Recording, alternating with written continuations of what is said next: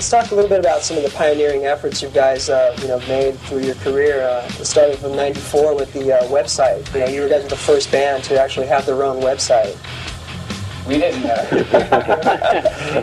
We weren't really behind that. Actually, Capitol Records had the idea to do that, and even though we were aware of using computers and had been since 1988, when the website actually came about, we got really involved in it once it had opened, and then started critiquing it and making it more user-friendly and more cooler. In the beginning, it was kind of nerdy, and then it got a little bit more rock and roll.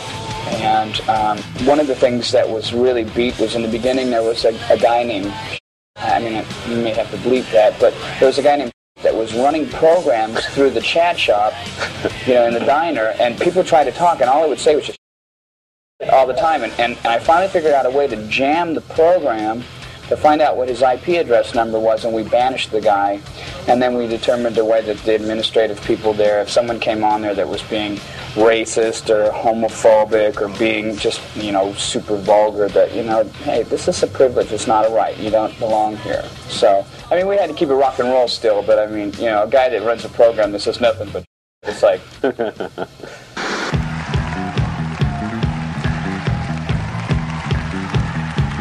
Megadeth songs are really visual. It's not, talking about puppies or sitting in the field with a bumblebee girl or stuff like that. It's actually, there's a story going on.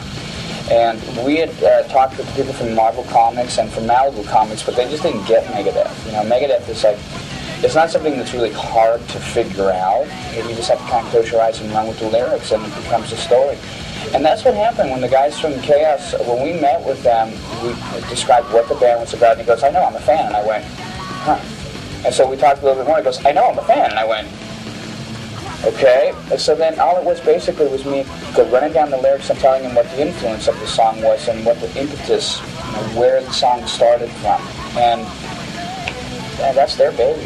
Wow. They're really terrific guys and great artists. When Dave and I first got together and we started doing this, we had a set idea what we wanted to do. And when Marty joined the band, one of the things I told him was, before you do your solos, read the lyrics. And now I'm not sure how much she does that still. I don't know if you ever even did it, but the point is, it's like if you read the lyrics, it gives you kind of a mood, they've got different takes on some of the songs than from where I came from, but at least, it's a different perspective, and to each his own. Honey, I've got something for you. What is it? Oh, honey! It's Megadeth!